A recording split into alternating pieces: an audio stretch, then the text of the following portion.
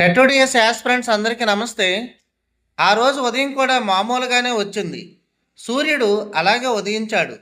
పక్షులు అలాగే కూశాయి. కానీ నా లోపల మాత్రం ఏదో డెడ్ అయింది. ఫోన్ తెరిచి ఫలితం చూసిన క్షణం కాలం ఒక్కసారిగా ఆగిపోయినట్టు అనిపించింది. పాస్ కాలేదన్న 2 మాటలు నా గుండెల మీద రాయిలాగా పడ్డాయి. ఆ రాయి కింద నా రాత్రులున్నాయి. నిద్రలేని గంటలు ఉన్నాయి. అమ్మ తెచ్చిన టీ వాసన ఉంది. నాన్న మౌనంగా పెట్టిన ఆశ ఉంది. అన్నీ ఒక్కసారిగా నిశ్శబ్దమయ్యాయి. ఈ నిశ్శబ్దం నాకు శిక్షలా అనిపించింది. నేను ఎవరికీ కనిపించకుండా నా గదిలోకి వెళ్ళిపోయాను. అక్కడ నా పుస్తకాలున్నాయి. నన్నే చూస్తున్నట్టున్నాయి.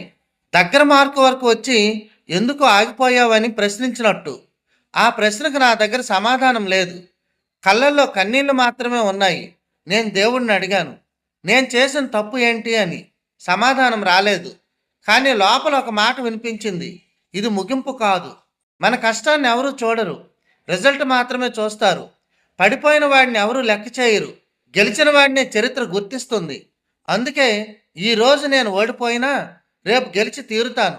ఈ ఫెయిల్యూర్ నా గమ్యం కాదు, నా గమ్యానికి తీసుకెళ్లే దారి మాత్రమే. కన్నీళ్లను తుడుచుకొని మళ్ళీ నవ్వుతాను. నాపై నాకున్న నమ్మకాన్ని వృధా చేయను. నా కలలను చంపుకోను. ఎందుకంటే నేను ఇంకా ఓడిపోలేదు. నేను కేవలం ఆగాను, బ్రేక్ అయ్యాను, కానీ మాయం కాలేదు. పడిపోయాను, ఇంకా ముగింపుకు రాలేదు.